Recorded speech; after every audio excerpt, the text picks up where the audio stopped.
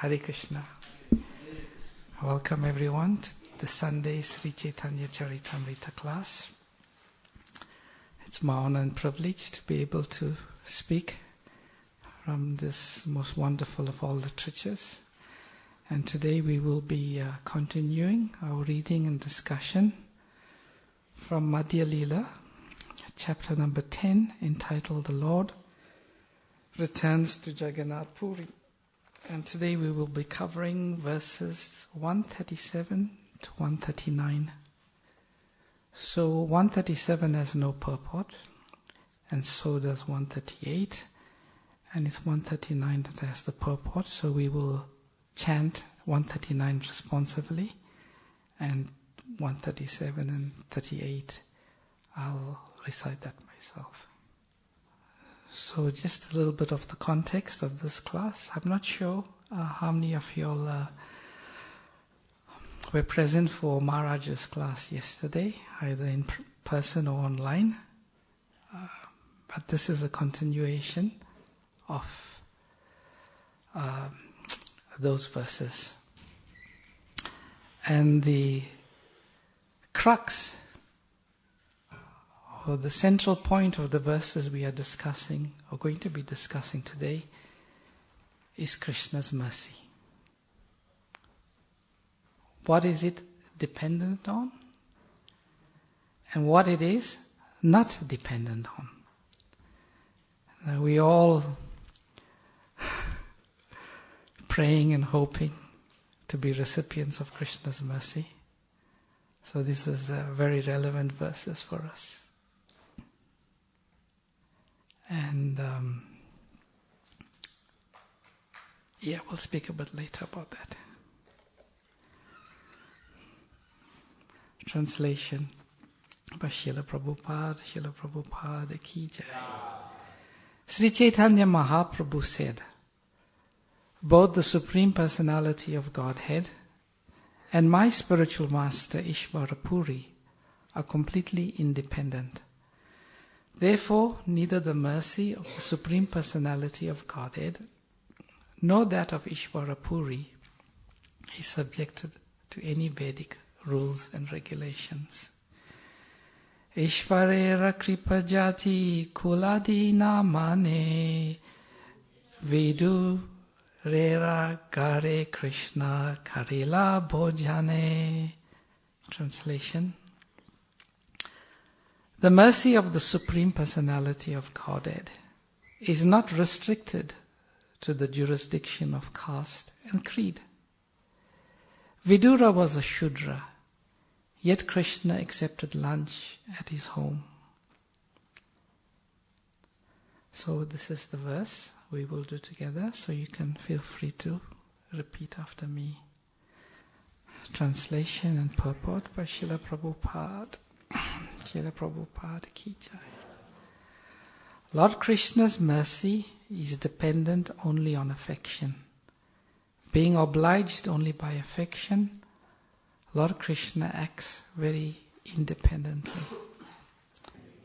Purport. Lord Sri Krishna, the Supreme Personality of Godhead, is merciful.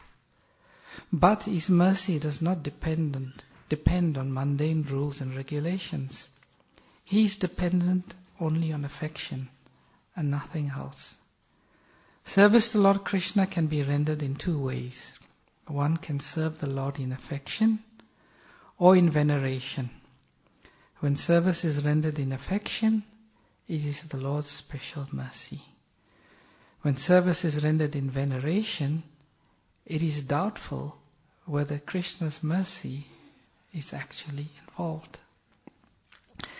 If Krishna's mercy is there, it is not dependent on any prescribed caste or creed. Sri Chaitanya Mahaprabhu wanted to inform Sarvabhauma Bhattacharya that Lord Krishna is the spiritual master of everyone, and he does not care for mundane caste or creed. Therefore, Sri Chaitanya Mahaprabhu cited the example of Lord Krishna's accepting food at the house of Vidura, who was a Shudra by birth. By the same token, Ishvara Puri, an empowered spiritual master, can show mercy to anyone. As such, he accepted Govinda, although the boy was born in a Shudra family. When Govinda was initiated, he became a Brahmana and was accepted as Ishvara Puri's personal servant. In the Hari Bhakti Vilas, Sri Sanatana Goswami states that one who is initiated by a bona fide spiritual master immediately becomes a Brahmana. A Sudha spiritual master cannot transform a person into a Brahmana, but an authorized spiritual master can do so. This is the verdict of Shastra, Sri Chaitanya Mahaprabhu and all the Goswamis.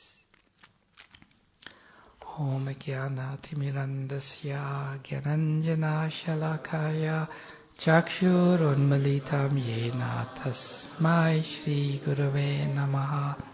Sri Chaitanya Manobhistam Stapitam Yena Bhutale Swayam Rupa Kadamayam Dadati Swapadantikam Vandeham Shri Guru Shri Yata Padakamalam Shri Gurun Vaishnavamscha Shri Rupam Sagrajatam Sahagana Raghunatham Vitam Tam Sajivam Sadvaitam Savadutan Parijana Saitam Krishna Chaitanya Devam Shri Radha Krishna Padan Sahagana Lalita Shri Vishakam Vitamscha He Krishna Karuna Sindhu Dina Bandhu Jagatpate Gopesha Gopika Kantam Radha Kanta Namastute Tapta Kanchana Gaurange Radhe Vrindavaneshwari Vrishabhanu Satadevi Pranamami Hari Priye Vanchakalpa Turubhyascha Kripa Sindhu Bhyevacha Patitadav Avanebhyo Vaishnavebhyo Namo Namah. Jai Shri Krishna Chaitanya Prabhu Nityananda Shri Advaita Gadadhara Shrivasadi Gaura Bhakta Vrinda. Hare Krishna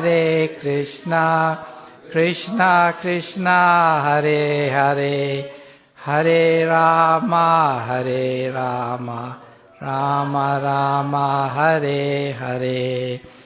Namo Vishnupadaya Krishna Prasthaya Bhutale Srimate Bhaktivedanta Swami Niti Namine.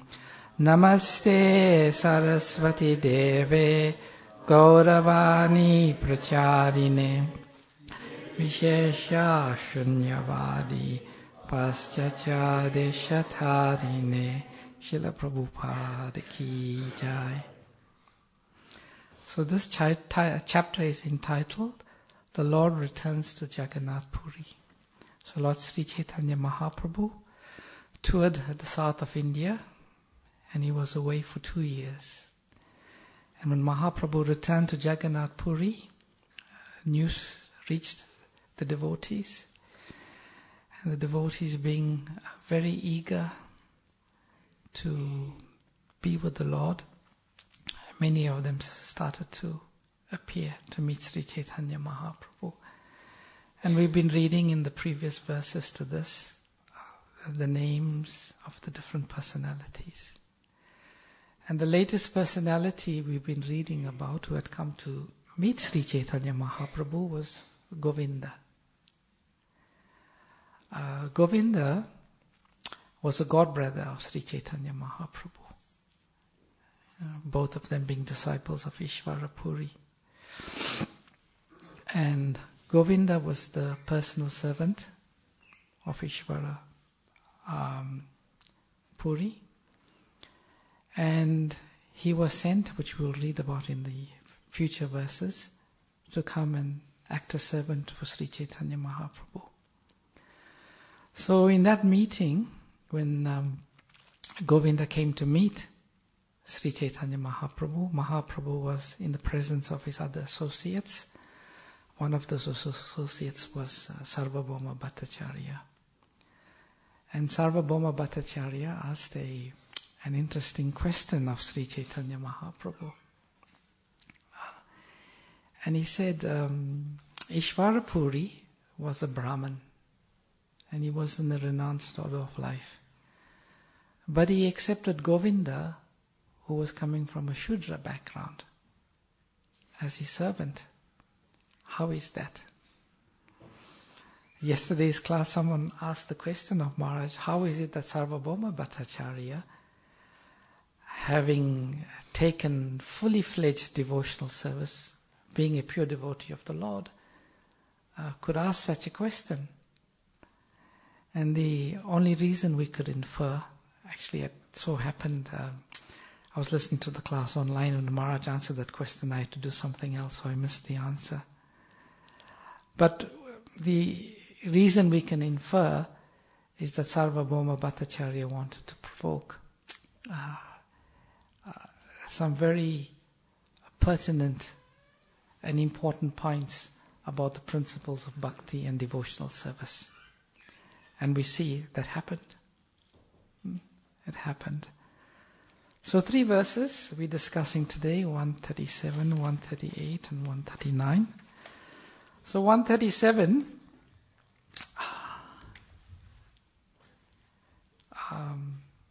is Sri Chaitanya Mahaprabhu's response.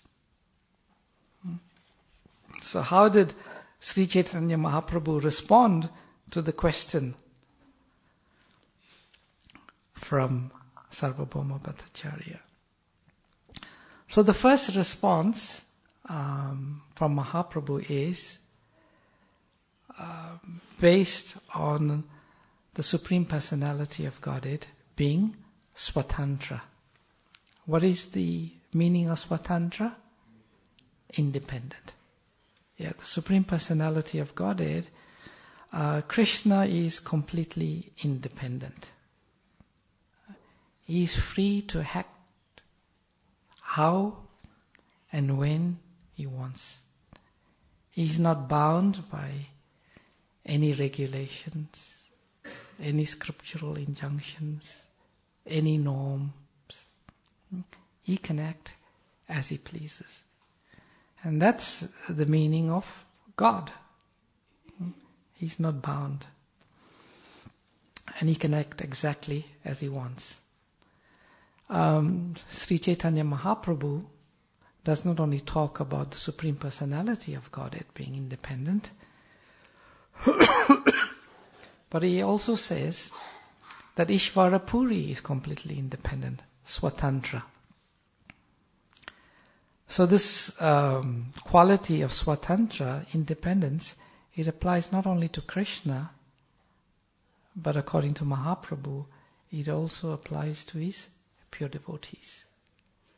They are not bound to act in any particular way.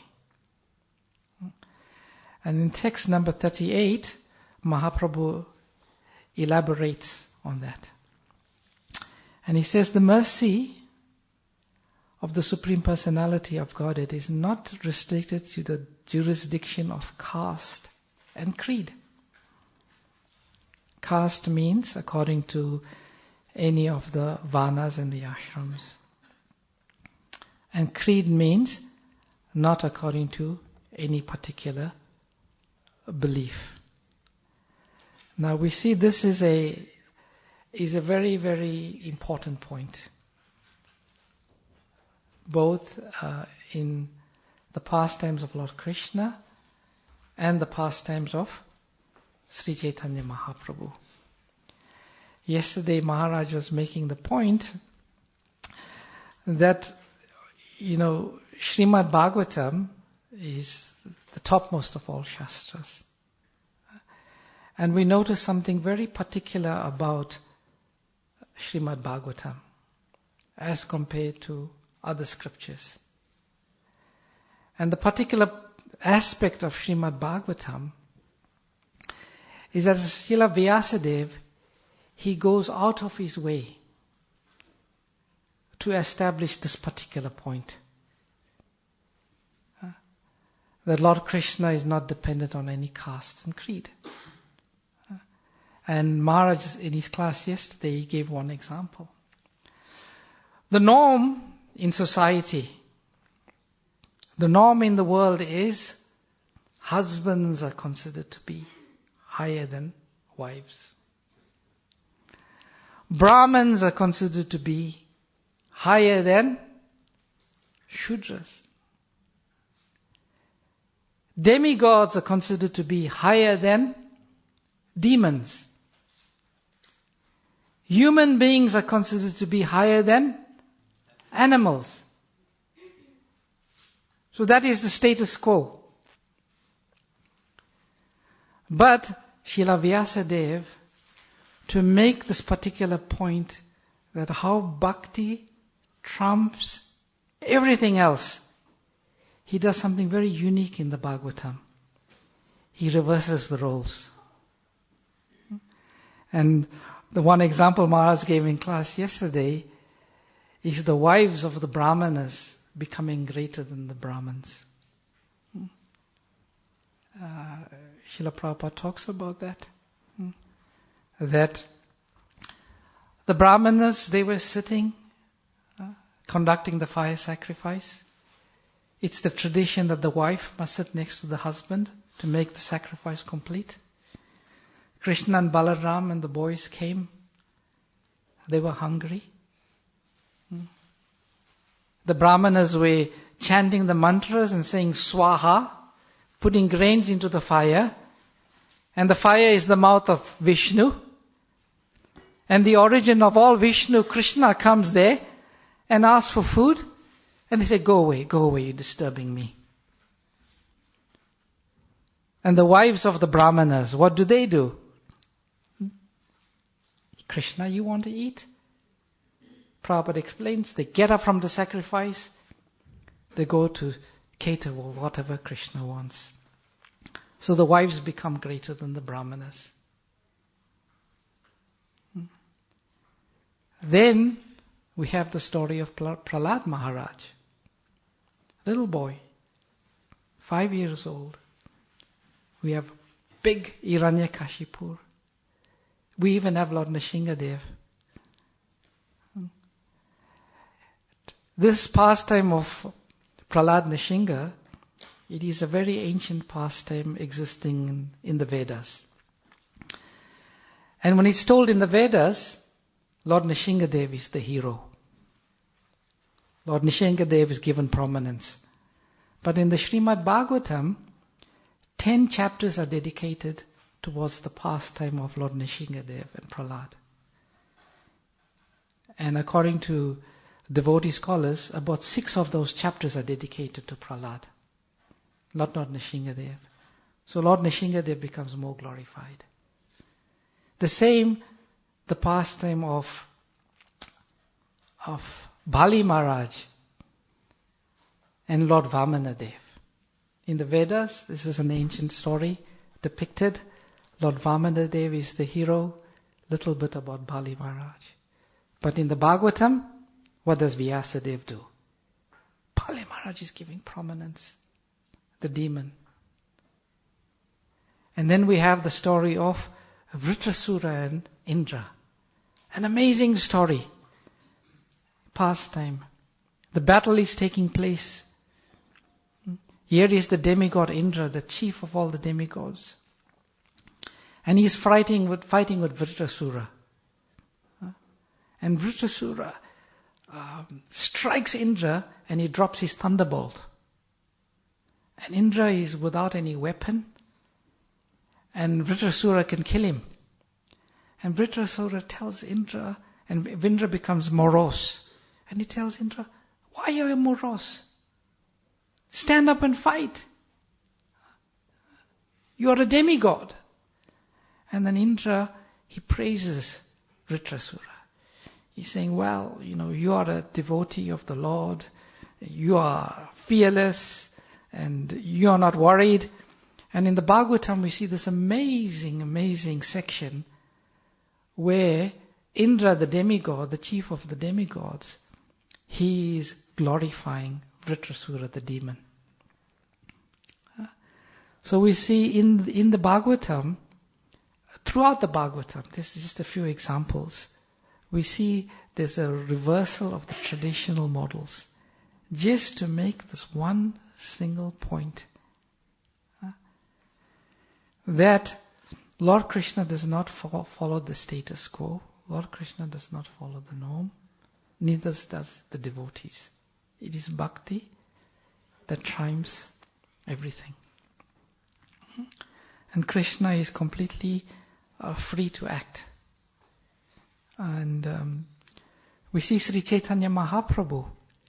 He is also making the same point in a very deliberate way.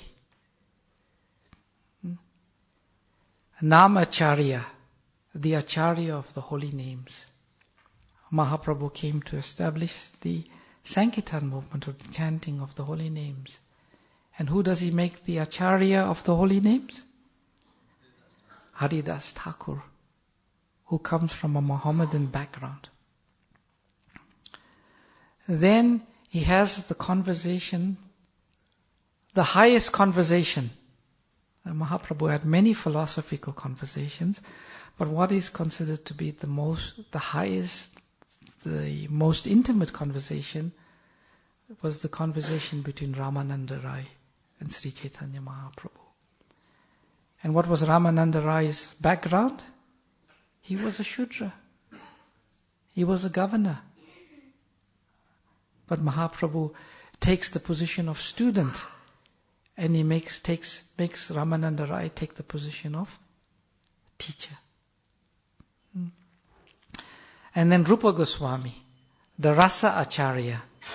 Jai Shri Radha Gokulananda ki jai.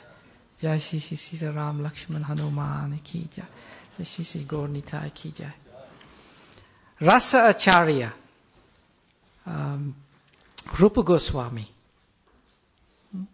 And Rupa Goswami, he came from a Brahmin family, but he eventually was considered to have become a Muslim because he took up service in the government of the Nawab Hussain Shah, and adopted their appearance and some of their ways. Not only that, but Sri Chaitanya Mahaprabhu, he extended his mercy not only to the Shudra class, but even to the animal class. And we know the pastime of Shivananda Sen and his dog, and where Mahaprabhu eventually was found to be feeding the dog coconut pulp and asking the dog to chant Hare Krishna, and then he liberated the dogs.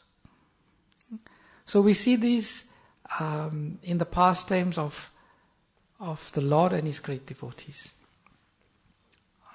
We know Srila Prabhupada came to the West, and he didn't look at what background one came from. Dog eaters, cow killers, illicit sex mongers, drug addicts. As long as they were eager to take to the process of Krishna consciousness, he accepted them. And as Prabhupada says, he even gave them Brahman initiation.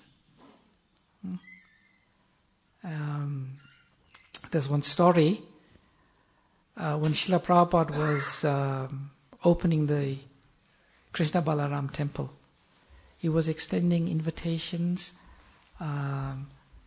to various parties. And to one party he extended was the chief of all the Mayavadi sannyasis. And he sent Yashomati Nandan Prabhu to go invite this great sannyasi. And this sannyasi, when Yashomati Nandan Prabhu went there, he said, "I am inviting you to the opening of our Krishna Balaram Mandir. Will you please come?" And his immediate response was, "No, I will not come." Why?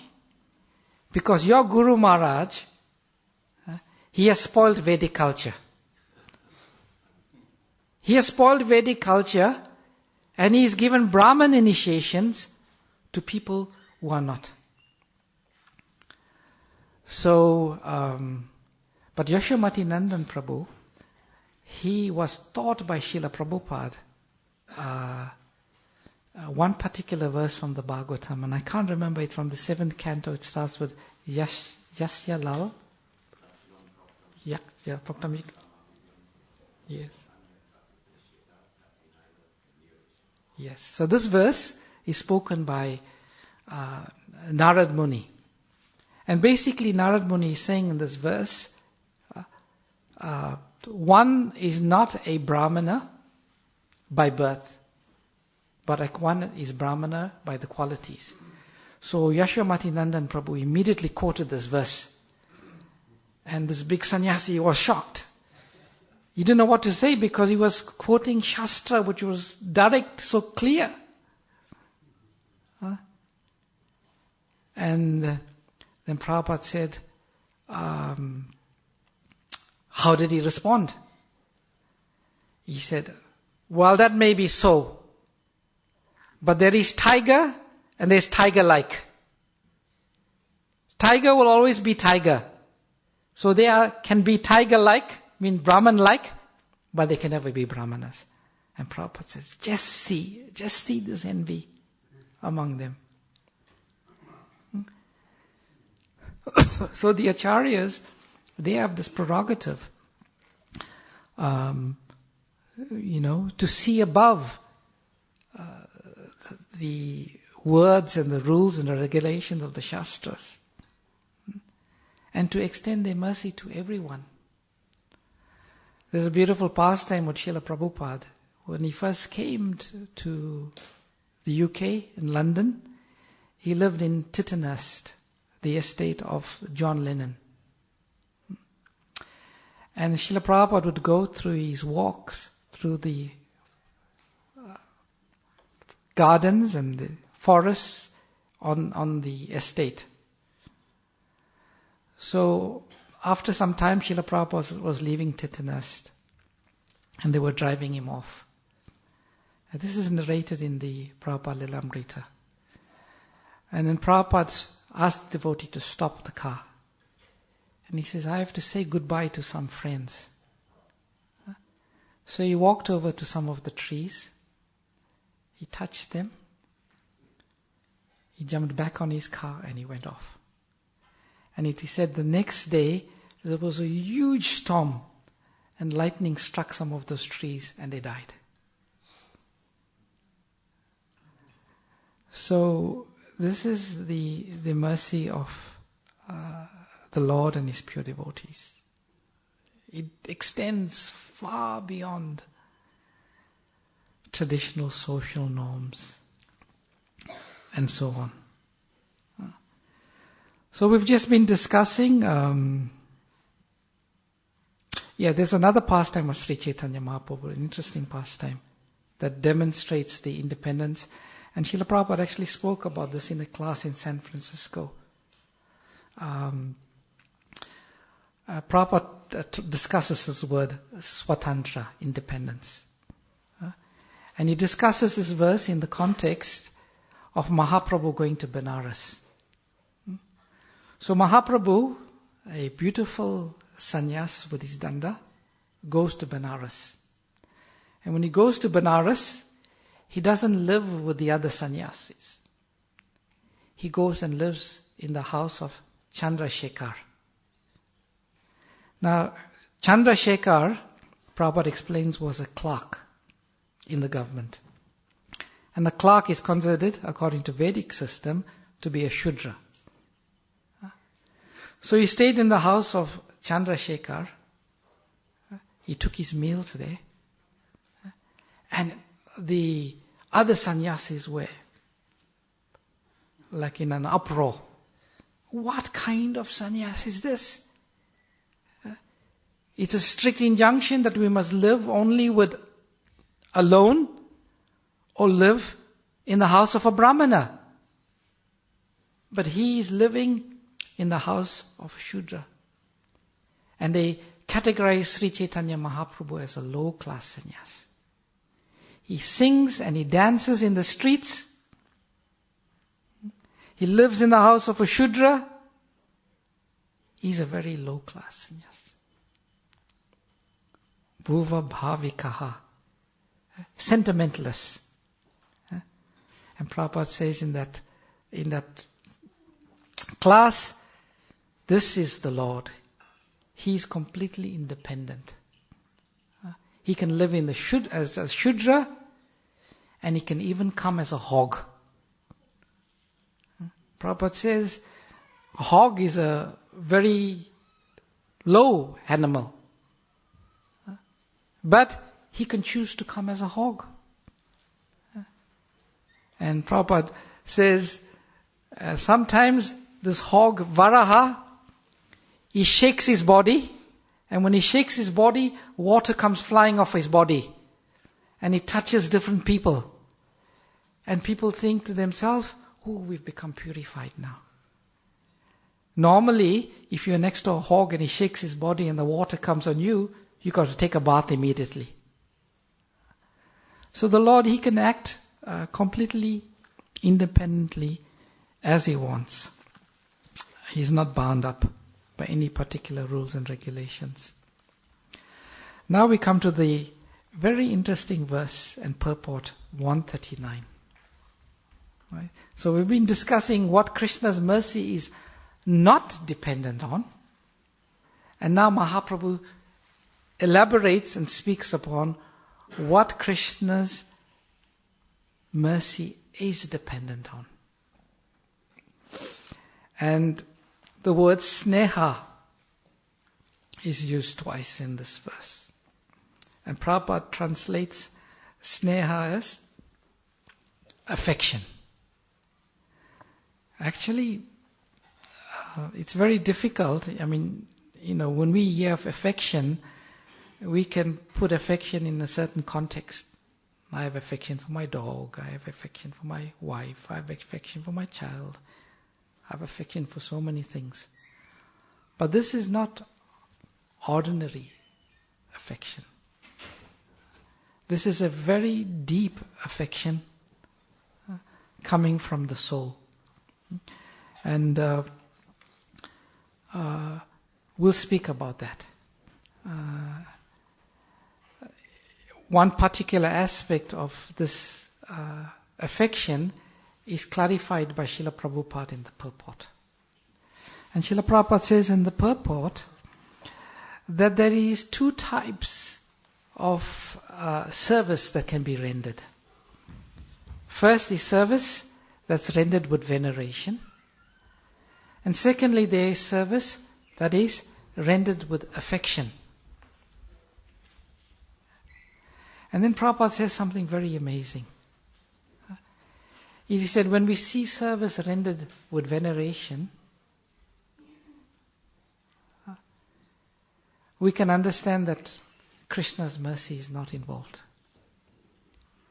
But when we see service rendered with affection, then we know Krishna's special mercy is here. When I first read this purport, the first thing I did was clipped it and I put it in OneNote.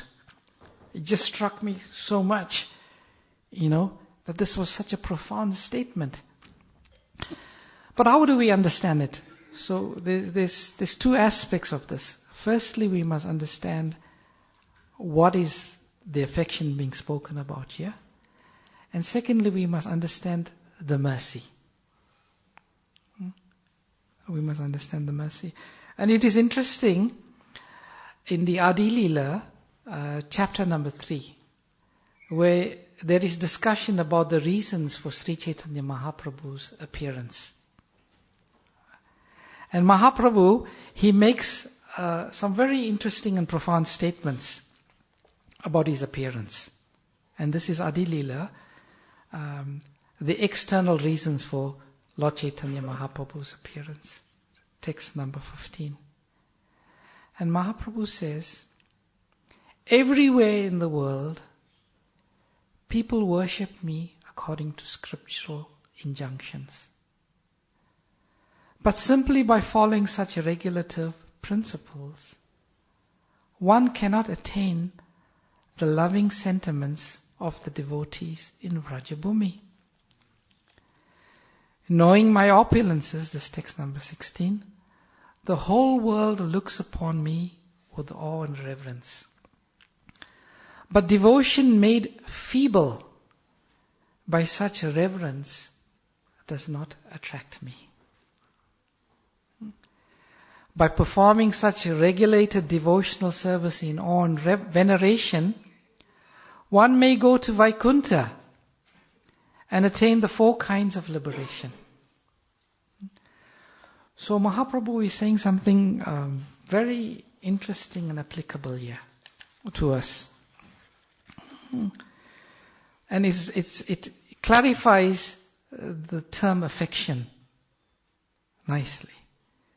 Because Mahaprabhu is saying the residents of Vaikuntha, they worship me with awe and veneration. Does it mean that the residents of Vaikuntha do not have affection for the Lord? No. We all know the residents of Vaikuntha have affection for the Lord. So the affection that Mahaprabhu is talking about here is a very particular type of affection. And that is the affection that is imbued with intimacy. That is the affection that is not bound by rules and regulations.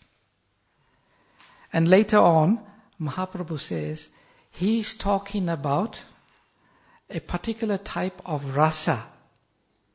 Either dasya ras, sakya ras, vatsalya ras, and madhurya ras. And Mahaprabhu says, the affection he's talking about here is the affection as seen by the residents of Vrindavan. If we go and we observe the affection of the residents of Vrindavan, we notice it has a very special flavor. And that flavor it's not bound by rules and regulations. And to make this particular point, Srila Prabhupada told the famous story of Krishna having a headache. So Krishna was in Dwaraka, and one day he called his physicians and he declared, I've got a serious headache. So the physicians said, okay, we'll administer you some medications. And they administered Krishna some medications, and still his headache persisted. So the physician says, we don't know what to do. And Krishna says, I'll give you the prescription that can sort my headache out. He said, if I get the dust from the feet of my devotees, and that's put on my head, then my headache will go away. He said, okay. So they went around Dwaraka saying, Krishna's got a headache, and he needs the dust from the lotus feet of his devotees. Can someone give, please? We give Krishna dust from our feet? You crazy. That's the biggest offense. We can't do that. Then they went to Narad Muni. Some dust from your feet, please. Why? Krishna got headache. He needs it on his head. No. You think I'm a fool to create such an offense? So they go back to Krishna and report back. Nobody wants to give dust from their feet. They're all afraid of creating an offense against you. Krishna says, okay. Problem solved. You go to Vrindavan, see the gopis, ask them for dust. So they go to Vrindavan, meet the gopis. Can you give some dust from your feet? Why? Krishna got a headache. He needs dust from the feet of his devotees. Oh yeah, take dust. Give it to Krishna. And they ask, you're not afraid of the offenses? we don't care for offenses. Our only concern is the pleasure of Krishna. Our only concern is the pleasure of Krishna. And then Prabhupada says, this is the nature of the service of the residents of Vrindavan. It is imbued with a special type of intimacy. And Prabhupada says sometimes Krishna is fed up of this service of awe and veneration. He's fed up. He wants to experience rasa, where there's no blockages to the intimacy. It's free-flowing intimacy. And this is the type of intimacy that Srila Prabhupada is alluding to in this purport. And that is not easy. Sometimes we may hear this and thinking, okay, enough with my veneration. From tomorrow, I'm going to be very intimate with Krishna. I'm going to offer intimate service. I will go to the altar and I'll see Radha Gokulananda in the mood of Radha and Krishna. And Prabhupada said, don't you dare. You see them in the mood of Lakshmi Narayan. You worship them in the mood of Lakshmi Narayan, in the mood of awe and reverence. Why? Because this is not something cheap. Cheap is sahajya. The literal translation of sahajya means to take something very exalted cheaply. There's a process, there's a level of purification that has to come before we can enter into the realm of intimacy. And Prabhupada is making the point here. This is not something you can achieve. This mood of intimacy is not something we can achieve. It is something that has to be received. So how do we receive this mood of intimacy? There's different explanations given. One explanation is given is that at the stage of bhava bhakti, when Krishna becomes pleased with the sadhaka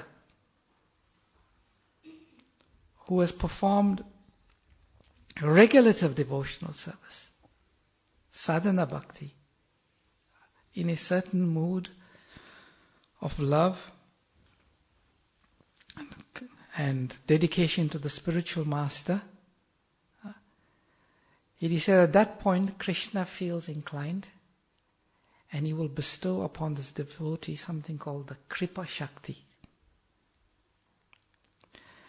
And it is explained that this Kripa Shakti has two main constituents. One is the Samvit Shakti and the other is the Ladini Shakti. Samvit Shakti means the knowledge-giving potency. And Ladini Shakti means the pleasure-giving potency. So when Krishna bestows this Kripa Shakti, the Samvit potency on the devotee, it's like a eureka moment, like a bulb lighting up. Because Krishna is bestowing the devotee with knowledge about himself. And then we get to know Krishna like we've never known Krishna before. And then secondly, when Krishna bestows the Ladini Shakti, the pleasure potency, Krishna becomes attracted. Krishna becomes attracted to devotee and to interact with the devotee. So, someone may say, this seems like a vicious circle. That to get affection, this type of affection, imbued with intimacy, I need the mercy of Krishna. But to get the mercy of Krishna, I need to be have affection for Krishna. Srila Prabhupada explains that, and Prabhupada gave this formula. And Prabhupada says, if you simply chant your 16 rounds, follow the regulative principles, and do whatever you can to spread the Krishna consciousness movement, he said, I will guarantee you go back to Godhead. And Prabhupada gave the formula of really dedicating our life and our time and our efforts and our energy and taking whatever risks we can to propagate Krishna consciousness. That attracts the mercy of Lord Chaitanya Mahaprabhu and Lord Krishna.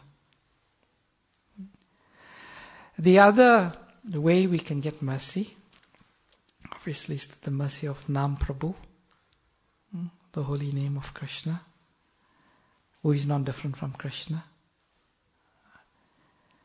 And that comes when we reach the stage of Sudanam. Even then, it almost seems like a vicious circle. I was talking to one devotee recently who chants 64 rounds every day. And he was telling me, you just forget Sudanam, unless you come to the point of 64 rounds every day. And I was thinking, oh my God, I'm finished. He said, you got to come. Prabhupada says 16 rounds minimum. And if you're just doing 16 rounds, that's nothing. You got to do your 64 rounds. Then you will have some chance to come. And then I read something that gave me some solace. And I read that how Nam Prabhu, being a person, he shows mercy not only by quota, but also by service. How we want to serve Nam Prabhu. How we want to dedicate ourselves to the service of Nam Prabhu. And Nam Prabhu can give us that mercy. So, these are some points. Just want to see if there's anything else I missed.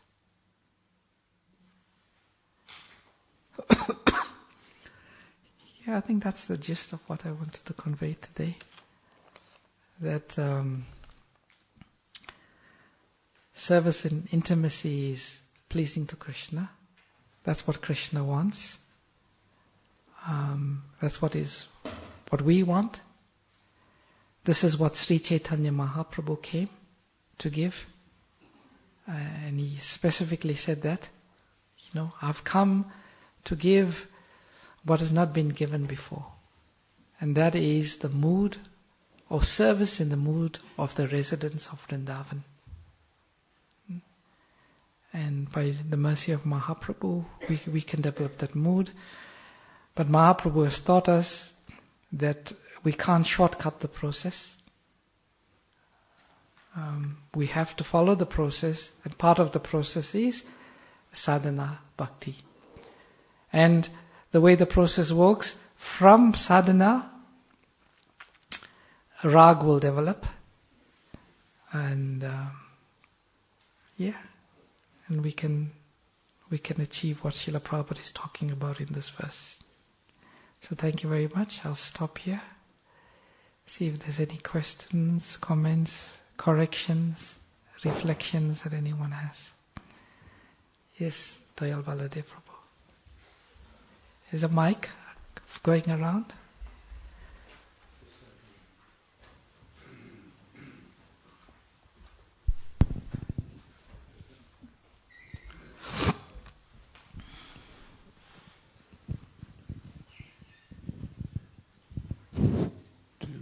Now you were talking about independence and how that's in one lecture, Govinda Maharaj, he mentions that Krishna is fully independent, But as jivas, we have new independence. But he says in this lecture, this new independence is an invaluable gem because it can take us to Krishna. But it has to be properly. This independence has to be used properly. Either it can take us to Maya or take us to Krishna. Very nice. And also we can see how that verse, Radha Purna Shakti, Krishna Purna Shakti Man, where in Vrindavan, Radha and Krishna, in Goloka Vrindavan, they're together, but for the sake of pastimes, they become independent. Mm-hmm. For the sake of the pastimes. But in Gaura Lila, Radha and Krishna come together. So it was also an important point. It struck me the other day that Radharani also has this independence. So she came as Gadadhar Pandit. And who did Lord Chaitanya hear the Bhagavatam from? Gadadhar Pandit. Mm. Only from Gadadhar Pandit did Lord Chaitanya hear Bhagavatam from. Thank you. And finish it. Also, you're talking about Nam, the glorification of the Bhagavatam. Govinda knows the verse I mentioned the other day. The last verse in the Bhagavatam, in the 12th canto, is a glorification of Nam Sankirtan. True. That's the very last verse in Bhagavatam. Glorification of Nam Sankirtan. So that Bhagavatam is, you could say, predicting the appearance of Lord Chaitanya. Yeah. Who came to give Nam Sankirtan. Definitely. In his book, Chaitanya Charitamrita Compact, Keshav Swami has a nice diagram. He says, Bhagavad Gita starts off, you're not the body, you're the spirit soul. Bhagavad Gita ends up, that abandon all varieties of religion and surrender unto me. I will protect you from all sinful reactions, do not fear. Srimad Bhagavatam starts off with Dharma Projita Koita Vatra, that rejecting all cheating religions, this Bhagavatam propounds the highest truth. And Bhagavatam ends with the verse you just quoted, or you're referring to, that the chanting of the holy names is the most important. And Chaitanya Charitamrita starts off with Lord Chaitanya Mahaprabhu saying that I've come to establish the Sankirtan movement. And Chaitanya Charitamrita ends with the highest Krishna Prema. So what you're saying, Prabhu, that Bhagavatam ends establishing as the chanting of the holy names as the summum bonum of all practices. That's where Sri Chaitanya Charitamrita starts, and that's where Mahaprabhu starts his pastimes. Hare Krishna. Prayojan Prabhu, you behind you. There's one little pastime for me. Mother Kalangana, bless her. She saw the way I did my service, and she said, "Oh, this is very, very nice, very, very nice." But the only one thing, she said, you must serve with love and kindness.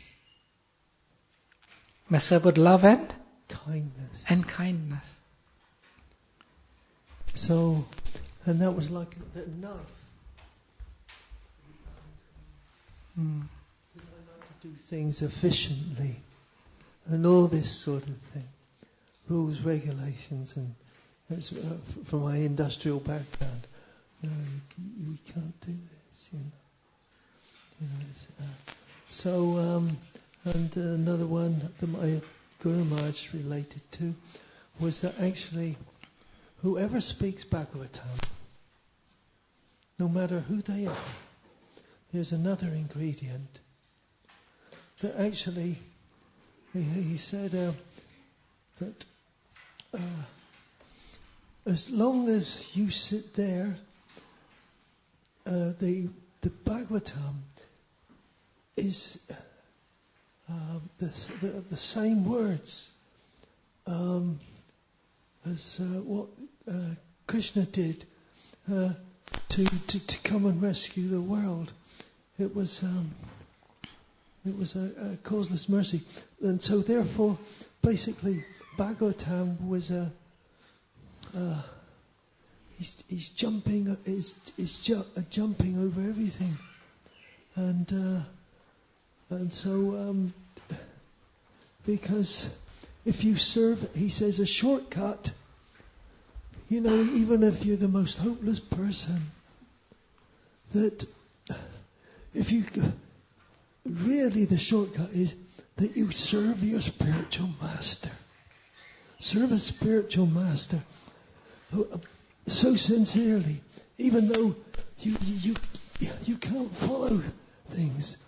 He says you must take to this. Even if you're sleepy, you still got to do it. You have to endure it, and then just beg for forgiveness. Just beg. Please help me. I'm the most foolish person. And this was the message of Mother Kalangana. Love and kindness jumps over everything, and it's got to be there. You don't worry about that. It's got to be the affection that's there. Just like Bhakti Swami says, we must please the spiritual master first, and if we don't follow that and go our own independent way and just speak to these so-called advanced devotees in Radha Kund and God knows what, then we're not following our spiritual master. We have to. It's his rule. We follow Prabhupada. Mm-hmm. We must do that. So don't worry about it. In terms of serving with affection, I wanted to say one nice story I heard. Once Ansudutta asked Srila Prabhupada, what if I serve 24 hours a day, but I don't chant 16 rounds? Is that okay? And Prabhupada said, no. He says, if you don't chant 16 rounds, then your service will become simply karma. It will become ordinary activity. What makes your service, devotional service, is the chanting of the Hare Krishna Mahamantra. Otherwise, it's simply karma. It's the mood. It's the mood, the consciousness that transforms an activity. So Prabhupada also, emphasized so much the chanting of the Hare Krishna Mahamantra is because through the chanting that the affection which is naturally within the heart of all living entities will arise, will awaken. Thank you. Yes, Prabhu. Hare Krishna. My question was, so on one hand, you see Prabhupada saying in the purport that, whilst there is no affection, it's doubtful whether Krishna's mercy is involved. And we understand that comes at the point of Raganuga Bhakti. But at the same time, we understand that, not a blade of grass moves, and we can see Krishna's hand in our life. So how do I equate those two things? If it's doubtful that Krishna's mercy is involved, but at the same time, we have some sense that Krishna's mercy is involved. Yeah, it depends on which context we're looking at mercy. Even to be sitting here in this temple, we have to have received some mercy of Krishna. Or the spiritual master, and the spiritual master, not all, and the spiritual master. So the way I see that, it's just looking at the word mercy from two different contexts. Krishna's mercy is always there. Every step that, Prabhupada says, you take one step towards Krishna, he takes hundreds of steps towards you. So when we attempt to connect with Krishna, his mercy is always there. But there's a special mercy that takes our bhakti beyond the stage of awe and reverence to the stage of intimacy. And that's another type of mercy from Krishna. It's a very particular type of mercy. Very unique. I don't know if that answers your question. Thank you. Hare Krishna. Hare Krishna. Hare Krishna. Nice class. You mentioned about how bhakti trumps everything and how bhakti is not bound by the rules and regulations. So I was just wondering if we should apply this and how we can apply this in the context of an organization. Very interesting question. I think we have to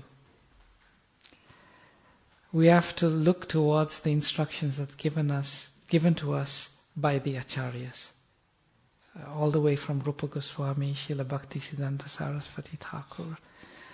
Srila Bhaktisiddhanta Saraswati Thakur and even Srila Prabhupada, they came under a lot of criticism for giving more emphasis on sadhana bhakti following rules and regulation, as opposed to raganuga bhakti. But Srila Bhaktisiddhanta Saraswati Thakur and Srila Prabhupada, and I was giving the particular example of deity worship. Srila Prabhupada was very, very particular. Stick to the mood of worshipping them as Lakshmi Narayan, awe and reverence and opulence. So in the context of an organization, I think if we simply stick to the teachings and the mood of Srila Prabhupada, Srila Bhaktisiddhanta Saraswati Thakur, that this is not cheap. It will arise naturally if we follow the process. And don't try to fast track or shortcut the process.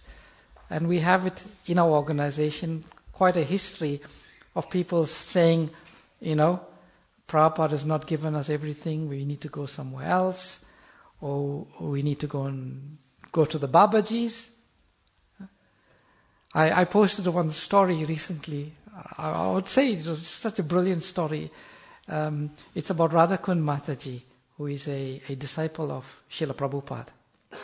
Radhakund Mataji has been a book distributor an entire life. She's now retired to Vrindavan, and she distributes books in Vrindavan. She stands outside Srila Prabhupada's Samadhi and she gives out books. So one day she went to Radhakund and she met a Babaji there. And she was just so taken up by this Babaji. And this Babaji said, I will give you a mantra. He asked her, do you want the mercy of Srimati Radharani? And she said, of course. And she said, the Babaji said, okay, you come to Radhakund every day and I'll give you this mantra and you chant this mantra. So she was going to Radhakund every day, meeting the Babaji, taking some water from Radhakund and chanting this mantra that he had given her. But the consequence of that was, where she would be spending time distributing Srila Prabhupada's books, she was taking up the time going to Radhakund and coming back every day, chanting this mantra. So one day she had a dream. And in that dream, Srila Prabhupada came to her, caught her by the hand, dragged her all the way to Radhakund, took her to the bottom of Radhakund, right to the depths of Radhakund. And there Srila Prabhupada had a massive book table with lots of books, full of books. And she could see hands reaching out, and they were saying, a book for me, and Prabhupada was just giving out the books. And she's saying, and he looked to her and saying, fool, are you going to help me or not? Don't you realize the real mood of Srimati Radharani? Her mood is she wants to attract souls to Krishna, and that's how you'll get the mercy of Srimati Radharani. And she said she got up with a sweat, and she never ever went back to Radhakund again. She sat in the samadhi and she distributed Srila Prabhupada's books. Hare Krishna. Any other questions, comments? We've got a few minutes left. Okay, we'll stop here. Thank you very much. Srila Prabhupada ki jai. Oh, sorry. Don't no jai. There's something very important I wanted to say. We've got this display of books here. And I just spoke about book distribution. And Srila Prabhupada said, I want every respectable family to have a full set of Srimad Bhagavatam and Sri Chaitanya Charitamrita.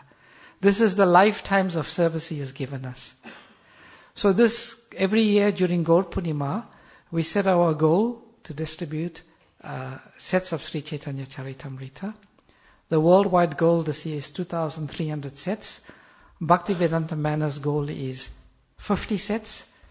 So far, with 1 week to go to Gaur Purnima, we've only distributed 5 sets. We've got 45 to do for the pleasure of Srila Prabhupada in a week.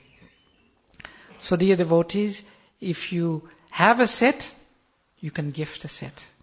If you have a set, you can distribute a set. Or you can sponsor a set. So we are appealing to the entire community at Bhaktivedanta Manna. Please, in the last week of our Gaur Purnima Marathon, please get involved. Even if you don't distribute, actually try to. And the first law of books distribution is the more you show, the more you sell. So we want to show. It is said, for every 10 people you show the book, maybe one will take. So we want to show Sri Chaitanya Charitamrita to 500 people in 1 week.